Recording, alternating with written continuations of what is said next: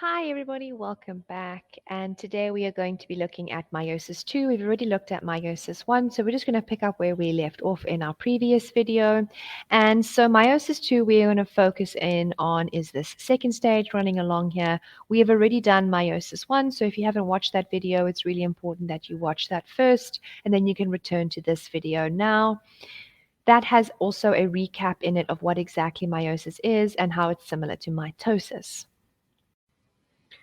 So looking at prophase 2, which is the next stage in our meiosis journey, is you will notice now that we're dealing with two cells at the same time, remembering that we started with one cell, we took its chromosomes, we exchanged the DNA, and now we've divided it into two separate cells. We now need to take each of these two separate cells and we need to separate the chromatids from one another, because then we'd have too many pieces of information or too many pieces of DNA in the cell, and so we still need to do that.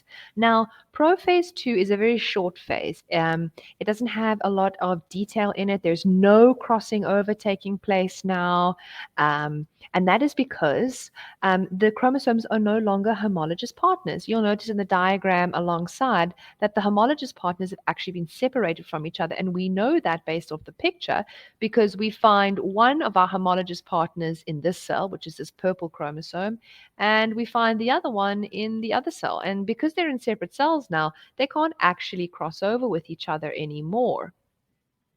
And so now what we're going to do now is in prophase, we're going to look at what is its purpose and how to identify prophase 2. So the overall purpose of prophase 2 is to allow for our spindle fibers to form and our centrioles to move to opposite poles. Very importantly, it's to note the following things about what to look out for and how to identify it by what's not happening in prophase 2. So how do we identify prophase 2? We are looking for the fact that, number one, there is no crossing over taking place. And that is because the homologous pairs are now in two different cells, so they can't get to one another. The second thing that we can use to identify prophase 2 is the recombinant chromosomes are visible. And what we mean by that is if we look at the diagram that we have alongside here, you can see that the chromosomes have little bits of another chromosome on them. They've got a little bit of purple on them or a little bit of blue. And now that means that they're recombined. They're not their original form. The last thing that we're going to look out for is obviously our spindle fibers forming, which is what we also mentioned in the purpose, but it's a nice indication to show how far along we are in the phase because the fibers are now forming. Now moving into metaphase 2, our chromosomes are now doing their characteristic movement to the equator of the cell, and so now they're lining up along the equator. The spindle fibers have now attached to our centromeres, and what we're going to do now is we need to pull apart the chromatids.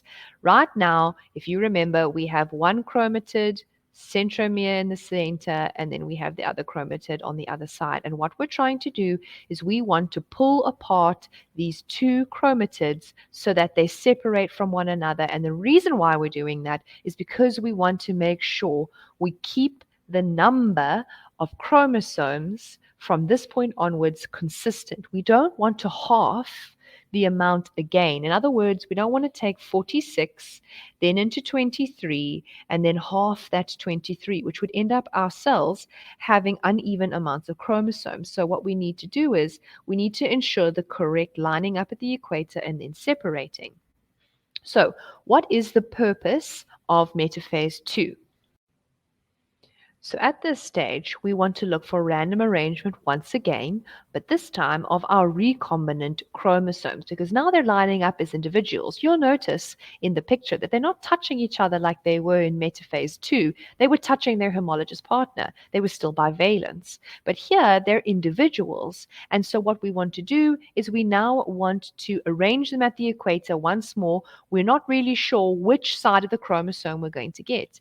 In other words, what I mean by that is, are you going to get this top section or are you going to get this bottom section? That is another form of random arrangement. Now, how do we identify metaphase 2? We identify metaphase 2 by looking for our double-stranded chromosomes aligning at the equator, which that's exactly what they're doing in this picture here. They're lining up in the middle of the cell. And secondly, we're looking for those spindle fibers attaching to our centromere, that structure that holds the chromosome together. And remember, we ultimately want to now pull it apart. Now, this then brings me to anaphase 2, which we're going to look at now. But I want you to be very cautious. A lot of students get anaphase 1 and anaphase 2 confused with each other. Now, starting with anaphase 2, we can already see some dramatic differences. The first thing is you will notice that there is our characteristic space that is appearing in between our now separate chromosomes. And now some terminology gets a little bit tricky because previously we had one chromatid with a centromere in the middle and the other chromatid on the other side. And this whole thing, the whole structure, we called a chromosome. But the moment you pull two chromatids apart, like we're doing here in this diagram, we now refer to each individual strand as a separate chromosome. So technically, in this diagram, I've labeled them. That number 1 is one chromosome, and that is number 2, a separate chromosome. I know that they used to be called chromatids, but the moment you pull the centromere apart, they're now individual chromosomes from one another. So, how and what is the purpose of anaphase 2 and how do we identify it? So looking at the purpose, we want to separate our recombinant chromosomes. Remember, recombinant chromosomes is where now they have these little extra bits of other chromosome attached to them, these little areas of different color. And we want to form single-stranded chromosomes. Chromosomes cannot exist in their duplicated form forever. They have to be single strands at some point. Now, in order to identify anaphase 2, we need to look for spindle fibers that are contracting, in other words, they're getting shorter, and that these double-stranded chromosomes are becoming single. And we can see that, as I mentioned earlier, where I labeled it 1 and 2, those are single-stranded chromosomes. They used to be attached to each other, but now they are separate. And now finally we enter into the final phase, telophase 2. As you can see here, we've had a lot that has changed. The first thing you'll notice is that a nuclear membrane is starting to form around each of our new sets of chromosomes that we have freshly separated from each other. And so essentially what that means is we've taken 2 cells and we've now turned them into 4. Each one of these will produce a separate cell. And so as we can see here, the nuclear membrane is reforming. And all we need to do now is to pinch off the cytoplasm. If you remember what that looks like, it's when the cell does this and we pinch off the cytoplasm via cytokinesis, and we will make 4 separate cells. So the purpose of telophase is really straightforward. It is simply to go through cytokinesis, where we pinch off the cytoplasm via the cell cleavage. And then how do we identify telophase 2? We're going to look for 4 separate cells that are non-identical. And you can see that these cells are not identical in front of you here because of the colorations that they've used. And last but not least, we are going to look for single-stranded chromosomes. In other words, we are going to look for structures that are one single chromosome. We don't want to see 2 chromatids attached with the centromere. So in other words, this is not what we're looking for. We are looking for individual pieces.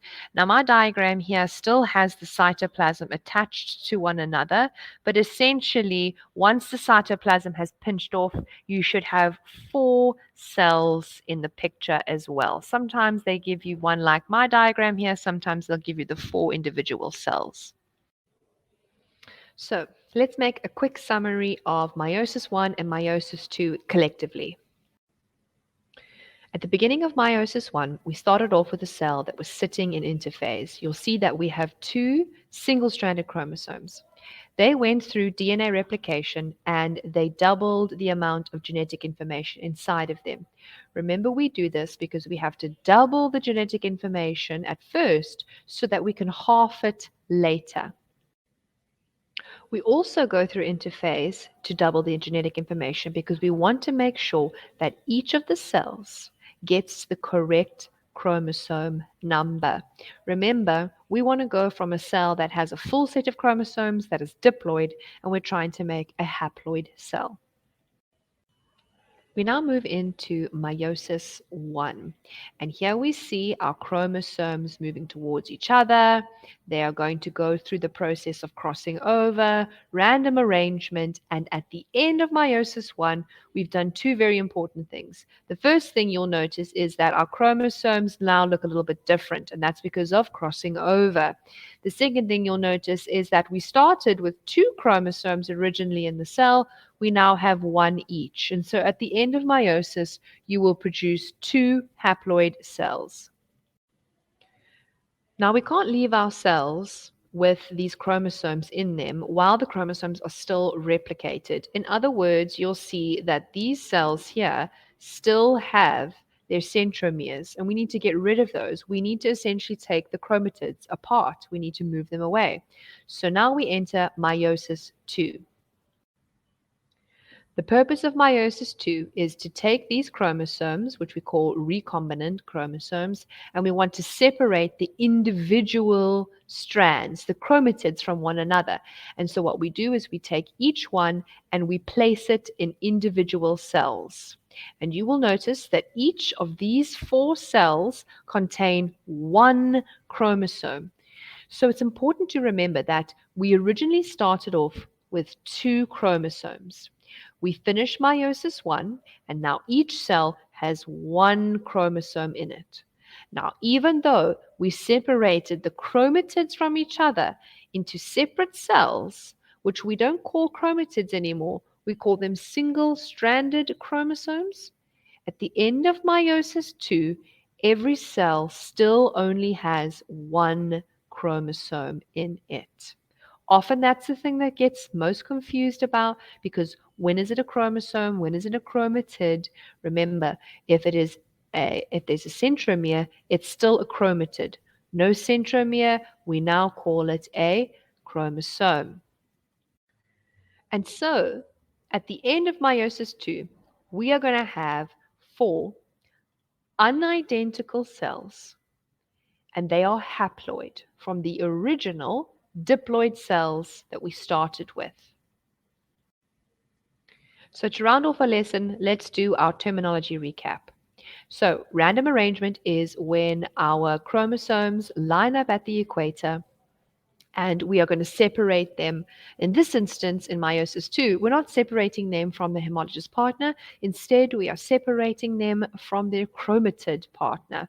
1 chromosome, therefore, goes into each cell. Cytokinesis is the separation of our cytoplasm, and at the end of meiosis 2, you should have 4 separate cells. Diploid is when you have a full set of chromosomes that have not been changed, whereas haploid means it's a cell that has half the amount of the original chromosomes. An example of this is the diploid number of chromosomes in humans is 46. The haploid number is 23. Recombinant chromosomes are chromosomes that have gone through crossing over, and now they need to be separated from one another in meiosis 2, because we need to separate the individual arms of the chromosomes, which in all instances we can also call them recombinant chromatids. And last but not least, single-stranded chromosomes. That is the goal of meiosis 2. You want to take a double-stranded chromosome that has been recombined, and you want to transform it into a single strand. If you don't do this, your cell will have too much information inside of it, and you can end up having an abnormal meiosis result, which is not what you want. Thank you for watching, everybody. I hope this was very helpful and informative video. This one was a little bit shorter than the previous one. If you liked it, please let me know, and I'll be back very soon again to do more explanations. Make sure you go through the other videos, look at perhaps the exam questions that go with these topics so that you can prepare for tests, and I will see you again. Bye.